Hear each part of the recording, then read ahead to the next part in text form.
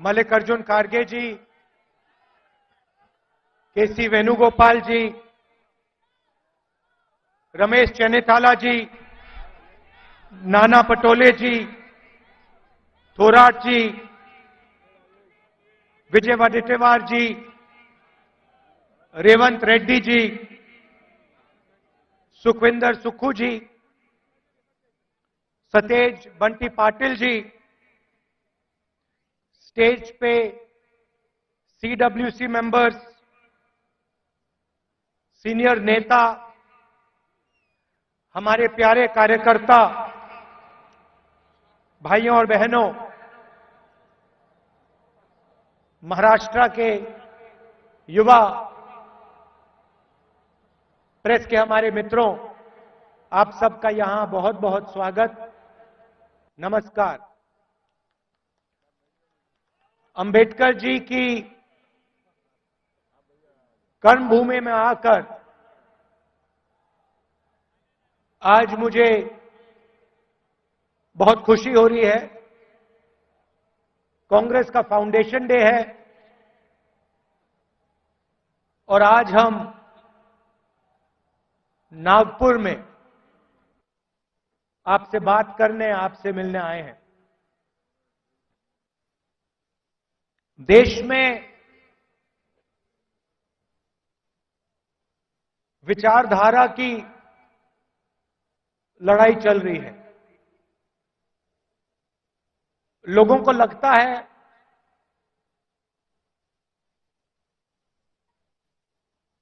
कि राजनीतिक लड़ाई है,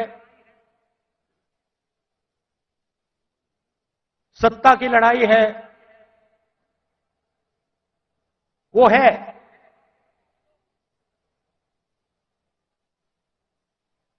मगर इस लड़ाई की नींव जो है वो विचारधारा की है और दो विचारधाराओं की लड़ाई हो रही है। बहुत सारी पार्टियां हैं,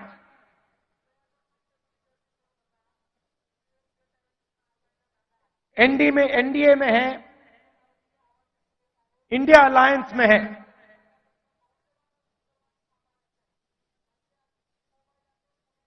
मगर लड़ाई दो विचारधाराओं के बीच में है।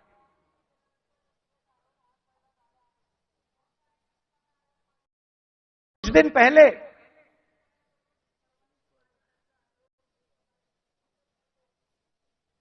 एक बीजेपी का एमपी मुझे लोकसभा में मिला। बहुत सारे बीजेपी के एमपी पहले कांग्रेस पार्टी में हुआ करते थे, ये भी कांग्रेस पार्टी में था।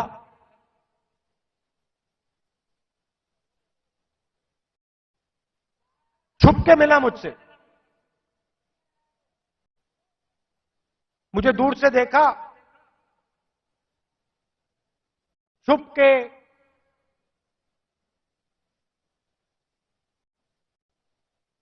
डर से कहता है, राहुल जी आपसे बात करनी है।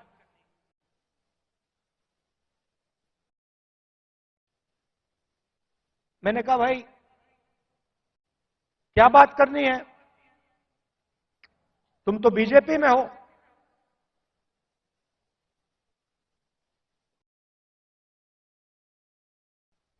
और फिर उसके चेहरे पे थोड़ी सी टेंशन दिख रही थी। तो मैंने पूछा सब कुछ ठीक है क्या? मैंने सोचा शायद घर में कोई बीमार हो, कोई दुर्घटना हो गई हो। मैंने पूछा सब कुछ ठीक है? कहता है नहीं।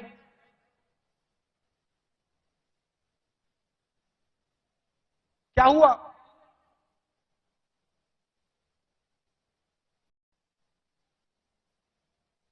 राहुल जी बीजेपी में रहकर सहा नहीं जाता।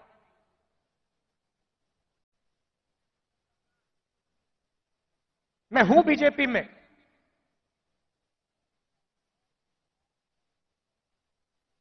मगर दिल मेरा कांग्रेस में है।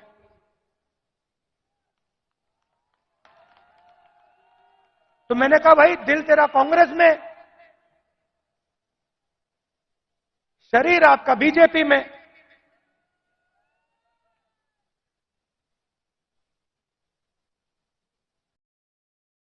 मतलब दिल शरीर को कांग्रेस में लाने से डर रहा है, यही हो सकता है।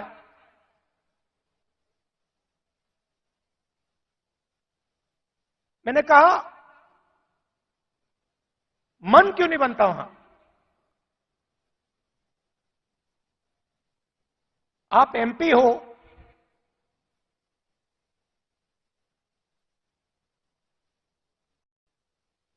आप मुझे हिंट दे रहे हो, मन क्यों नहीं बनता?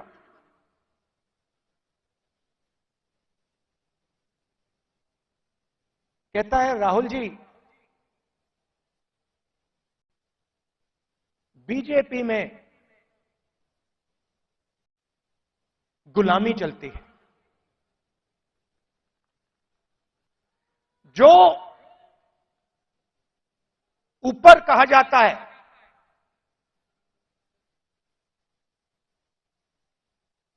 वो बिना सोचे समझे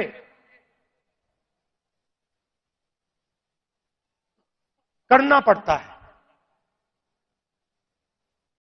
हमारी कोई सुनता नहीं।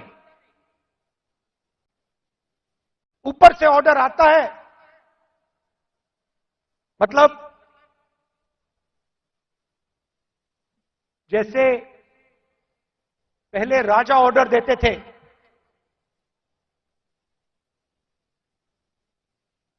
ऊपर से ऑर्डर आता है और उसका पालन करना पड़ता है, अच्छा लगे ना लगे, चॉइस नहीं होती। आपको याद होगा हमारे जो पीसीसी प्रेसिडेंट हैं पटोले जी, ये हैं, इन्होंने प्रधानमंत्री से एक सवाल पूछ लिया था। एक सवाल पूछा था किसानों के बारे में। क्या सवाल था? जीएसटी जो आपने लगाया तो उसमें किसानों का क्या हिस्सा रहेगा? हाँ, तो सिर्फ एक सवाल पूछा। सवाल था जीएसटी जो आपने लगाया उसमें किसानों का क्या हिस्सा होगा।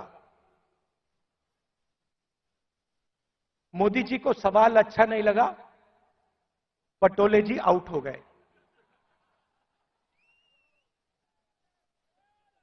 तो उनकी विचारधारा राजाओं की विचारधारा है, किसी की सुननी नहीं।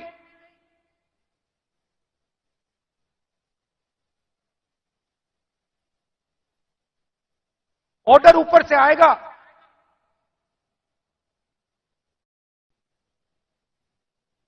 आपको ऑर्डर का पालन करना पड़ेगा।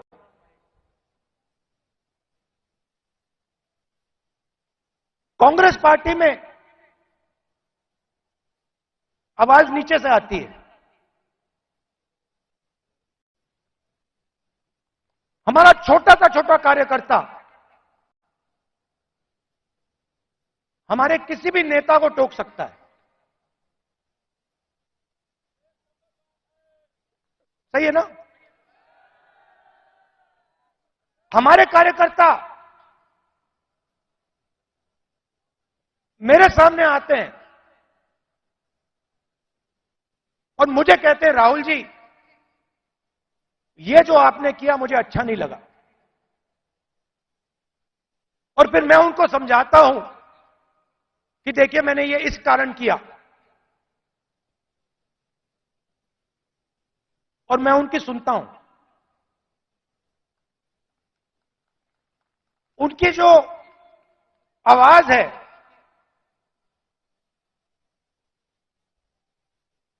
उसका आदर करता हूं, उसका रिस्पेक्ट करता हूं। यह भी कह देता हूं कि भैया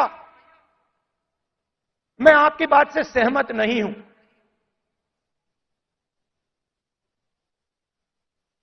मगर उसकी आवाज सुनता हूं।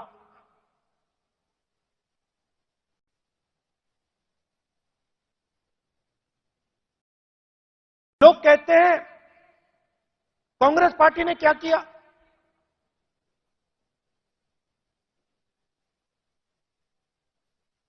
आजादी से पहले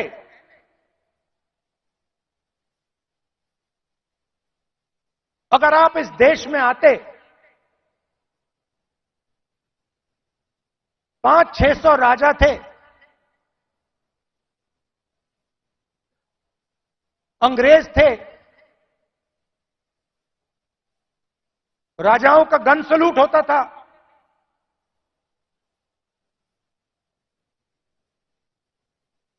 किसी को 19 तोपों का सलूट होता था, किसी को 21 तोपों का सलूट होता था। अगर हिंदुस्तान की जनता को इस देश में कोई अधिकार नहीं था, कोई अधिकार नहीं था।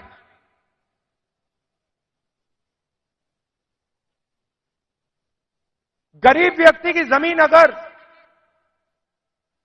राजा को अच्छी लगी, 1 सेकंड में उसको ले जा सकता था। ये सारे के सारे अधिकार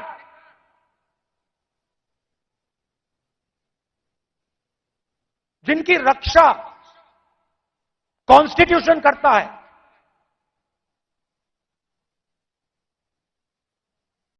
जो अंबेडकर जी ने, गांधी जी ने, नेहरू जी ने खून पसीना देके बनाया, ये कांग्रेस पार्टी ने दिया है। और आरएसएस के लोग, बीजेपी के लोग इसके खिलाफ थे।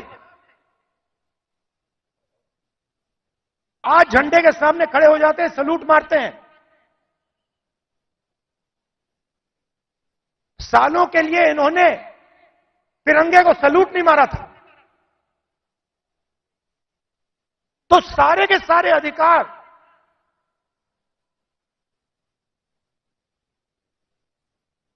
कॉन्स्टिट्यूशन से मिलते हैं।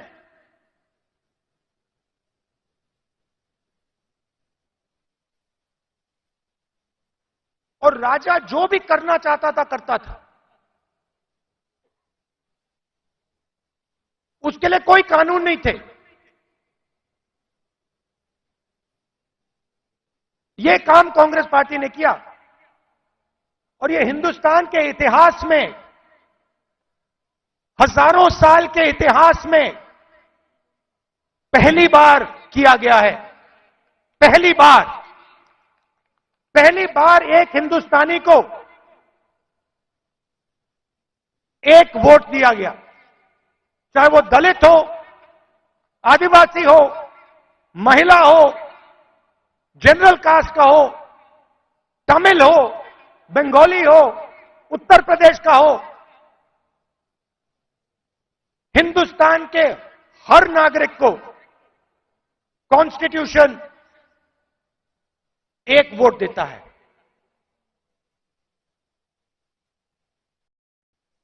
यह कांग्रेस पार्टी ने किया। गांधी जी जेल गए, नेहरू जी जेल गए,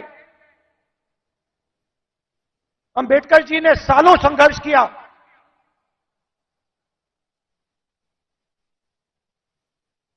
यह कांग्रेस पार्टी ने, अंबेडकर जी ने, सबने मिलकर दिया है। हमारी विचारधारा कहती है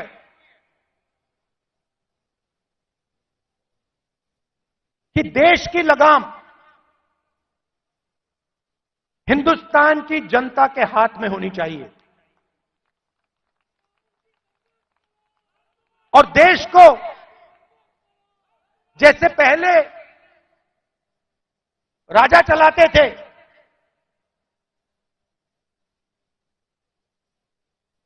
वैसे नहीं चलाया जाना चाहिए। हम जनशक्ति की बात करते हैं, लोक शक्ति की बात करते हैं। आप हमारे सारे के सारे कानून देखिए। आजादी की लड़ाई देश की जनता ने लड़ी थी, राजा महाराजाओं ने नहीं लड़ी थी। उनकी पार्टनरशिप थी अंग्रेजों के साथ।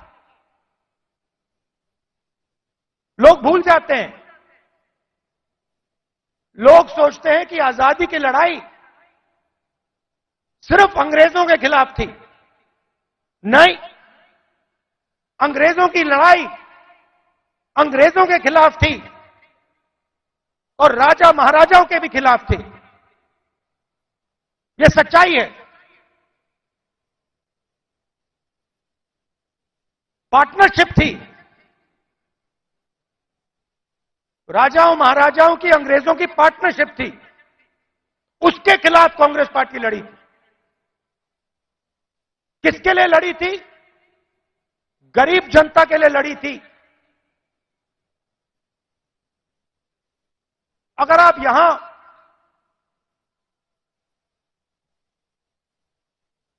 60-70 उससे पहले, इंडिपेंडेंस से पहले आप यहां आते, हिंदुस्तान की जनता के कोई अधिकार नहीं थे। महिलाओं के कोई अधिकार नहीं थे। दलितों को छुआ नहीं जाता था। यह आरएसएस की विचारधारा है। यह हमने बदला है और एक बार फिर यह हिंदुस्तान को वापस ले जाना चाह रहे हैं। जो आजादी से पहले था वहां हिंदुस्तान को वापस लौटा रहे हैं। कॉन्स्टिट्यूशन से, आपके वोट से अलग अलग संस्थाएं बनती हैं। ये आपकी संस्थाएं हैं, चाहे सुप्रीम कोर्ट हो, इलेक्शन कमीशन हो,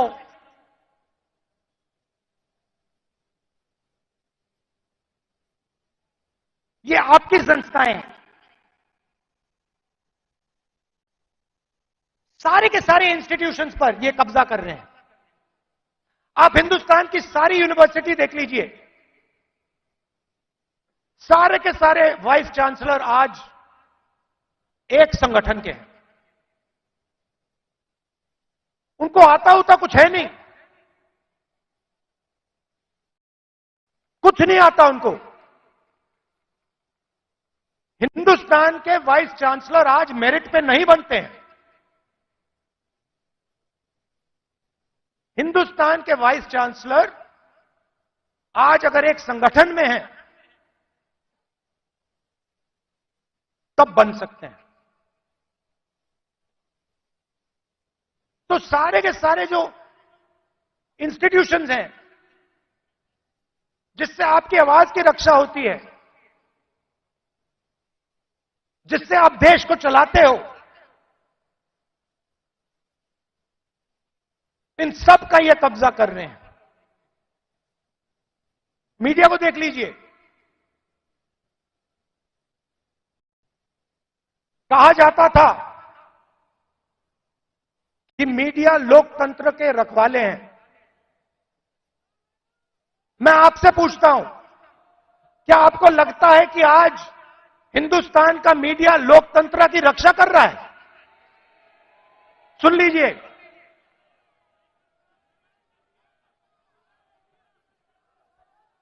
आप इनसे पूछिए, ये आपको बताएंगे कि हमारे दिल में जो है हम नहीं बोल सकते।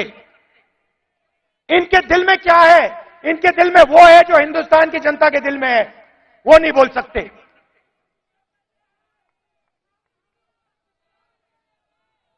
तो सारी की सारी संस्थाएं का कब्जा कर दिया मीडिया प्रेशर में। सीबीआई का प्रेशर है, ये देखो ईडी का प्रेशर है।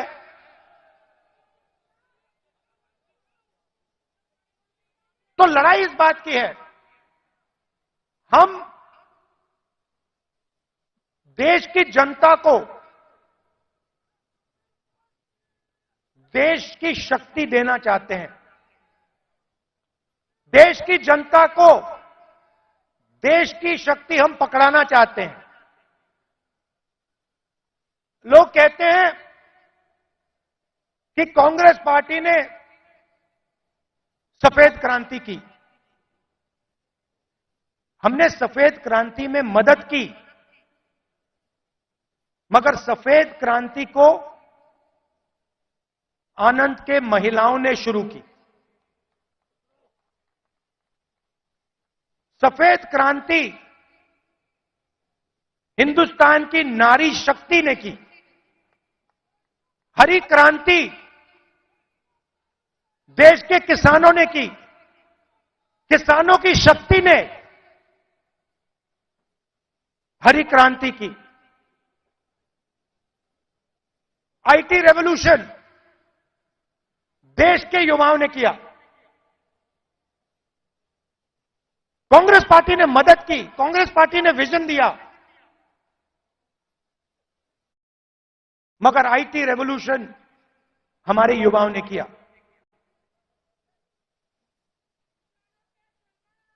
अब मैं आपसे पूछना चाहता हूं कि पिछले 10 साल में नरेंद्र मोदी जी ने कितने लोगों को रोजगार दिया है?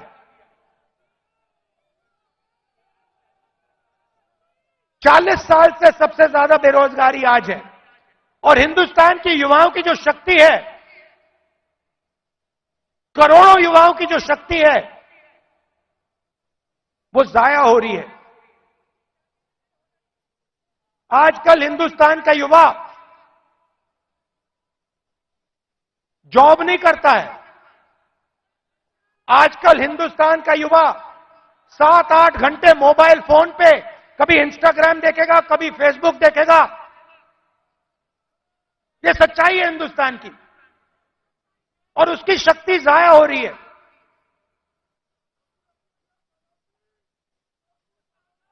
एक तरफ किसानों पर आक्रमण, युवाओं पर आक्रमण, और दूसरी तरफ हिंदुस्तान के 2-3 अरबपतियों को देश का पूरा धन दिया जा रहा है।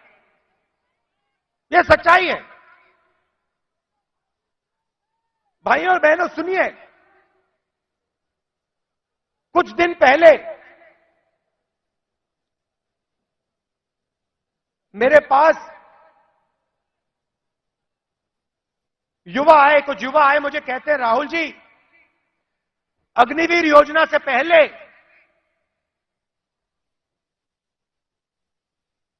हमें आर्मी में ले लिया गया था।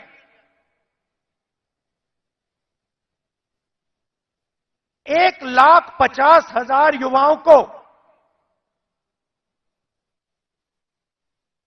हिंदुस्तान की सेना ने और एयरफोर्स ने एक्सेप्ट कर लिया था। उन्होंने फिजिकल टेस्ट पास कर दिया और एक्सेप्टेंस उनको मिल गई। 1,50,000 युवा।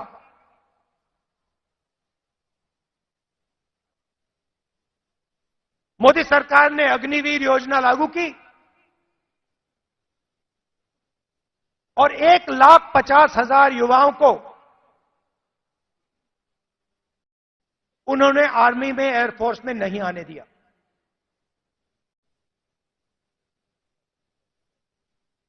देश प्रेम की भावना थी। रो रहे थे, मेरे सामने रो रहे थे।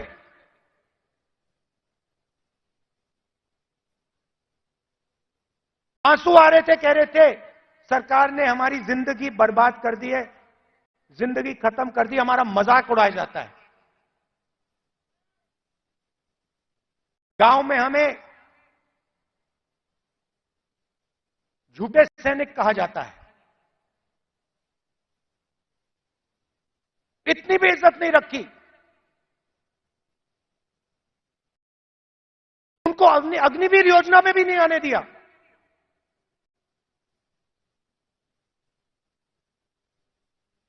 बाहर उठा के फेंक दिया।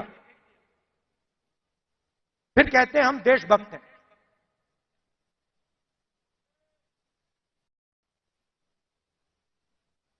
इससे देश का फायदा नहीं होने वाला।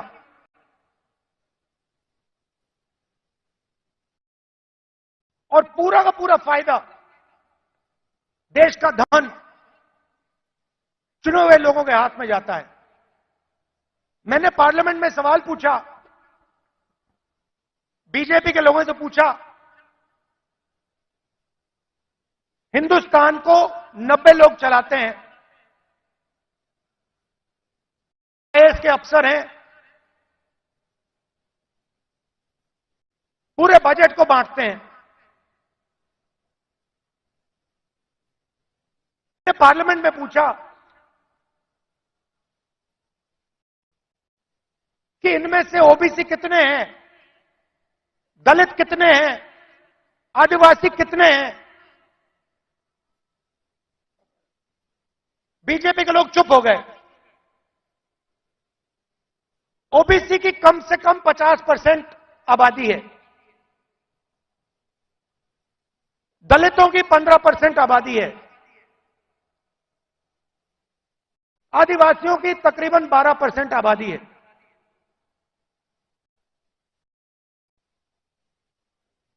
नब्बे अफसर में से 3 ओबीसी हैं।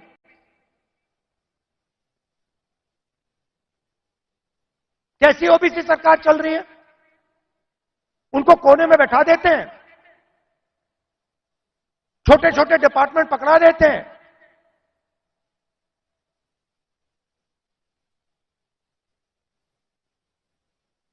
हिंदुस्तान की सबसे बड़ी कंपनी, 100-200 सबसे बड़ी कंपनी की लिस्ट निकालो, मुझे दिखा दो इनमें कौन सा ओबीसी है, कौन सा दलित है, कौन सा आदिवासी है। स्टेट की ब्यूरोक्रेसी में दिखा दो।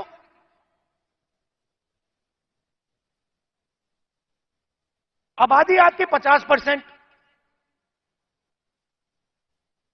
दलितों की 15%, आदिवासियों की 12%।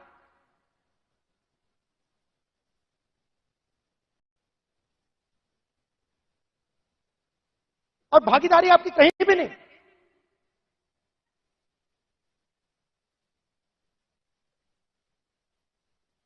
टॉप कंपनीज का नाम निकालो और मुझे दिखा दो इन कंपनियों में ओबीसी कहां बैठा हुआ है, दलित कहां बैठा है, आदिवासी कहां बैठा है।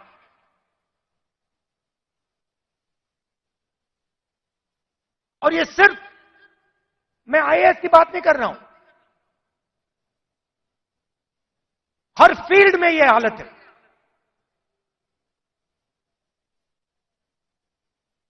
तो मैंने सवाल पूछा, मैंने कहा देखिए जाति जनगणना होनी चाहिए, देश को पता लगना चाहिए कि इस देश में ओबीसी कितने हैं। उसके बाद नरेंद्र मोदी जी के भाषण बदल जाते हैं। पहले अपने आप को ओबीसी कहते थे, मेरे भाषण के बाद कहते हैं हिंदुस्तान में तो सिर्फ एक जात है, वो भी गरीब।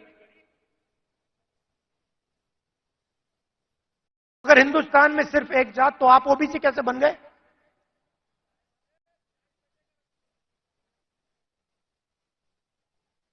तो हमने निर्णय ले रखा है, जैसे ही हमारी सरकार आएगी, दिल्ली में आएगी, हम जाति जनगणना आपके लिए करके दिखा देंगे।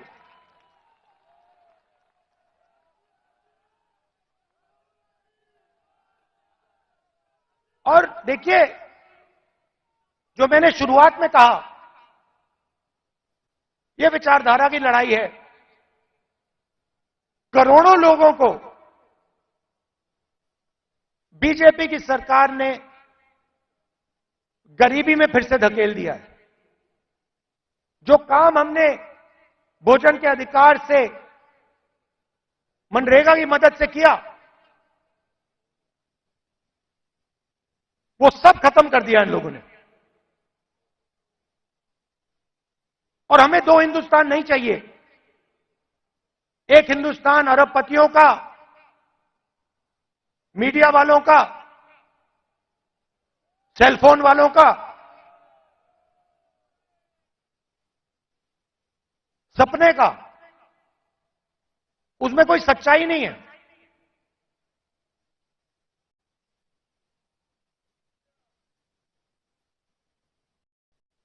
हिंदुस्तान के युवा सोशल मीडिया से जी नहीं सकते, कमा नहीं सकते। हिंदुस्तान के युवाओं को रोजगार की जरूरत है। यह काम नरेंद्र मोदी जी और एनडीए की सरकार नहीं कर सकती। यह काम सिर्फ इंडिया अलायंस कर सकता है, क्योंकि इस काम को करने के लिए हिंदुस्तान की जनता की आवाज को सुनना होगा, नफरत मिटानी होगी और इस देश को एक कर जोड़कर आगे जाना पड़ेगा। कन्याकुमारी से कश्मीर हम चले, 4000 किलोमीटर चले, नफरत के बाजार में मोहब्बत की दुकान हमने खोली। आप कांग्रेस पार्टी की विचारधारा समझना चाहते हो, इस लाइन से आप समझ जाओगे। सिर्फ एक लाइन की जरूरत है। अगर आपके दिल में हिंदुस्तान के लोगों के लिए मोहब्बत है, अगर आप नफरत के बाजार में मोहब्बत की दुकान खोलना चाहते हो, तो आप कांग्रेसी हो।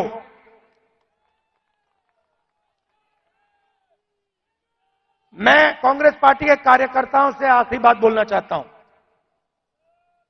देखिए, ये जो पार्टी है, और महाराष्ट्र के कार्यकर्ताओं से खासतौर से बोलना चाहता हूं, क्योंकि आप स्पेशल हो। मैं महाराष्ट्र में चला, मैं जब भारत जोड़ो यात्रा में चल रहा था, जैसे ही मैं महाराष्ट्र के अंदर आया, मैंने सोचा कि देखो, ये कांग्रेस की जमीन है, ये कांग्रेसियों की जमीन है। इस जमीन में लोगों को कांग्रेस की विचारधारा बिना समझाए समझ आ जाती है। और अगर हमारी लड़ाई शुरू हुई तो महाराष्ट्र से हुई थी, इसलिए हम यहां नागपुर में आए हैं आपसे बात करने। तो आप बब्बर शेर हो, आपको किसी से नहीं डरना। आप नहीं डरते हो, आप बब्बर शेर हो, और आपकी विचारधारा की लड़ाई है, आपके दिल की लड़ाई है। और आप और हम मिलकर, आप और हम मिलकर महाराष्ट्र में और पूरे हिंदुस्तान में चुनाव जीतने जा रहे हैं। आप सबका दिल से बहुत बहुत धन्यवाद।